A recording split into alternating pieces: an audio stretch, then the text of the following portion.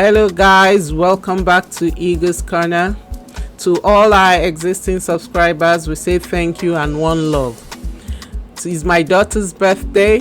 Look at that, we made this meal for 13 family members. Look at that, so yummy. You wouldn't believe we spent $1.98 per person. Moving on to our pork, we have our chicken seasoning, beef seasoning, smoked paprika, fresh thyme leaves. We have our fresh rosemary, our cayenne pepper. I added salt to it and stir it up. Next, we're going to go in with our grated garlic and ginger. I made sure I mixed it properly before adding 2 tablespoons of olive oil.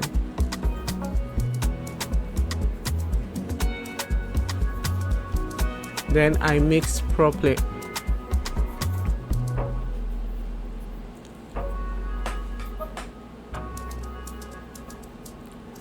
Now we have our pork, which has been rinsed. So what I did was dry with a paper towel.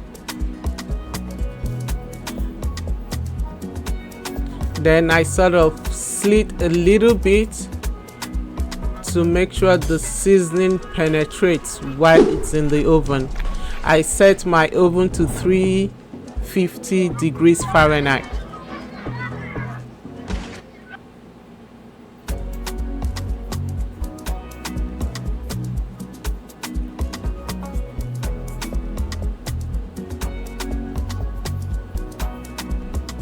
So what I did, I started putting the seasoning in between the slits I made to make sure it is properly rubbed in, so the pork will be well seasoned. Every bite will have a delicious taste.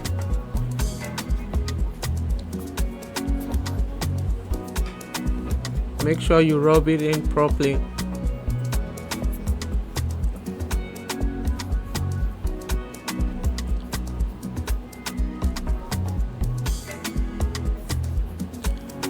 After rubbing it with my seasoning, I now wrapped in a tin foil.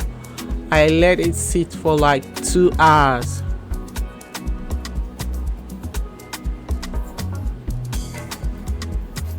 The next thing I did was the drumstick. I cut them into little bits, rinsed, put in a pot, then I went in with my seasoning. I added my habanero and onions, my beef seasoning, chicken seasoning,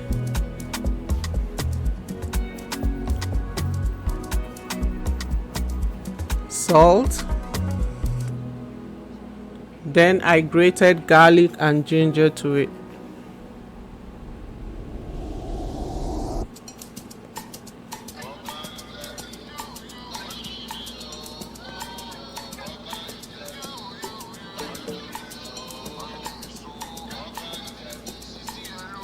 I added my paprika,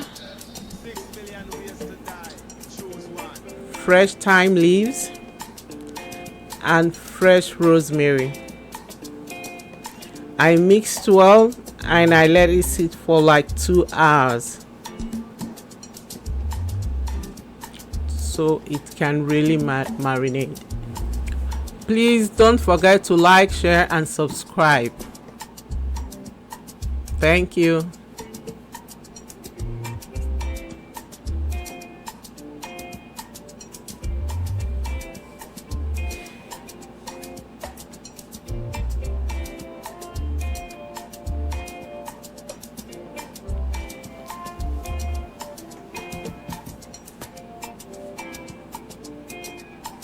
So after 2 hours, I continued with my cooking. I started with the pork. I seasoned the water with a little bit of salt and seasoning just to add flavor to the pork, since the steam will help in cooking it in the oven. while the drumstick is cooking.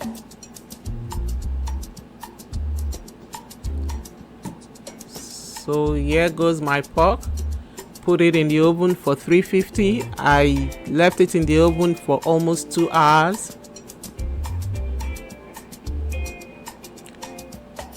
Our drumstick is ready. So what I did next was to fry. I did not fry too dry. I just want to give it that real party taste.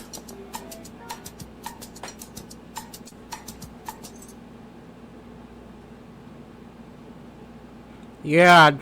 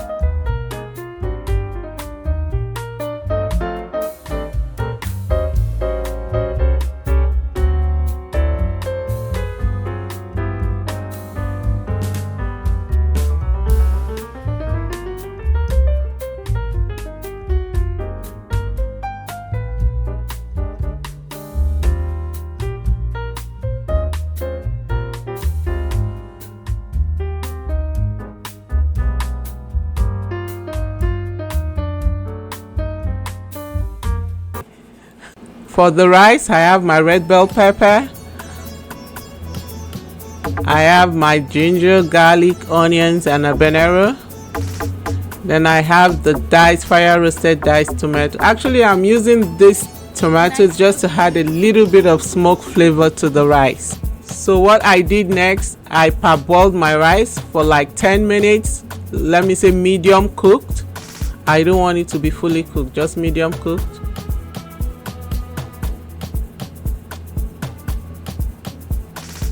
Added a little bit of salt.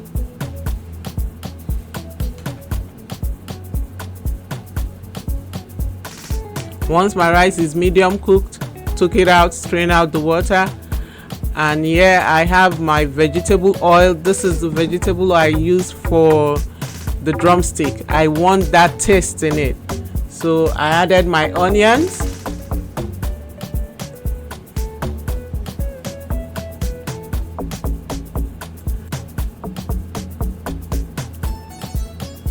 So I let the onions fry for like 2 minutes, then I added my tomato paste to it. I'm using a non-stick pot because I want my jollof rice a little bit burnt to really have that party taste. So I let my tomato paste cook for like fry for like 10 minutes.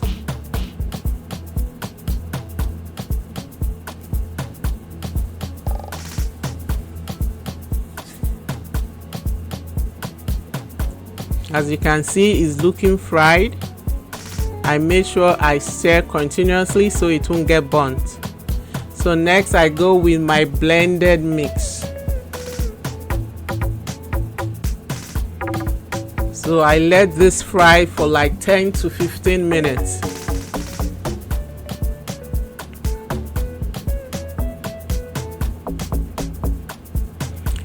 These are the seasoning I used. I used curry, chicken seasoning, beef seasoning, fresh rosemary, fresh thyme leaves, a little bit of nutmeg, and bay leaf. So after like 15 minutes, I added my fresh rosemary and my fresh thyme leaves. I added my curry, my bay leaves, and my nutmeg.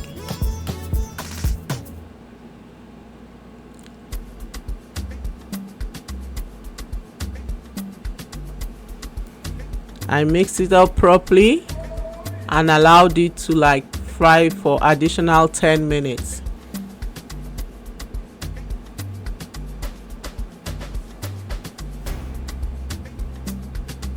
Then I went in with my beef seasoning and chicken seasoning. I allowed this to fry for additional 5 to 6, 7 minutes. Then I went in with my parboiled rice.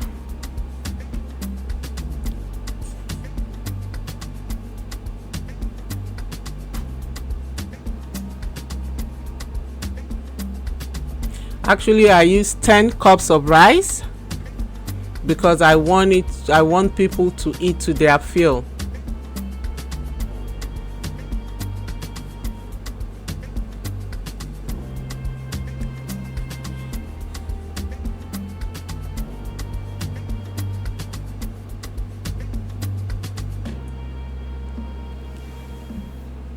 So I stirred and make sure it is properly mixed.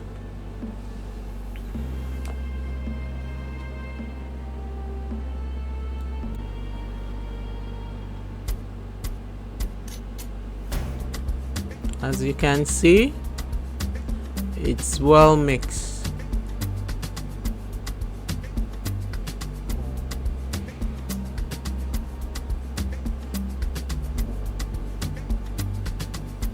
So the next thing I did, I added my goat meat stock. Actually, I had this in the fridge. This will add flavor and taste to the jollof rice, the real Nigerian party jollof rice. So now I'm adding my stock from my drumstick. Mix very well.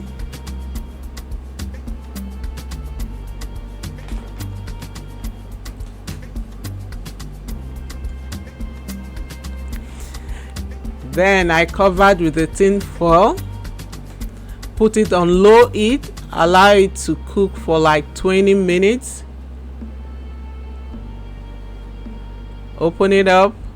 Then I mix very well, tasted for salt, and my jollof rice was bam good. This rice was good.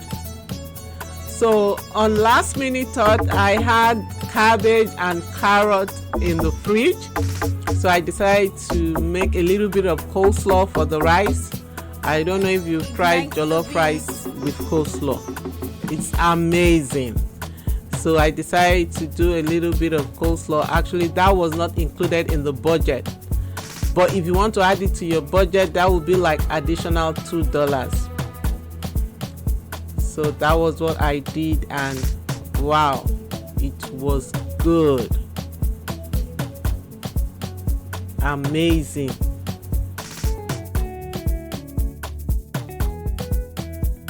So I grated my carrots.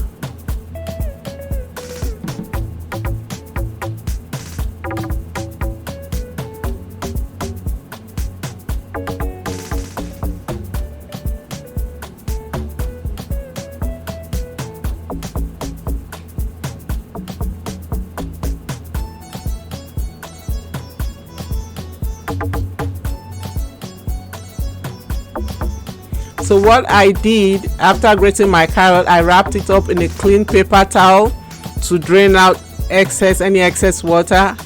Wrap it up, put it in the fridge. I did same for the cabbage. I did the cabbage in bits. Wrap it up.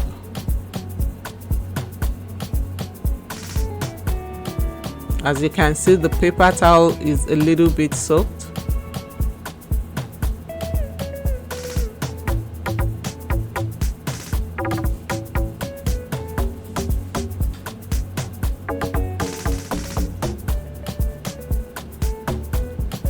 So now, before serving, I mixed my mayo with sugar.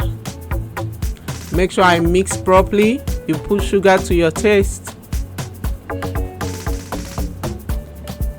Then I went in with my veggies. You can see my cabbage is properly dried. There's no leftover water on it. Then added my carrots. You can see very dry. Mix properly. Then I served with the rice. It was so good.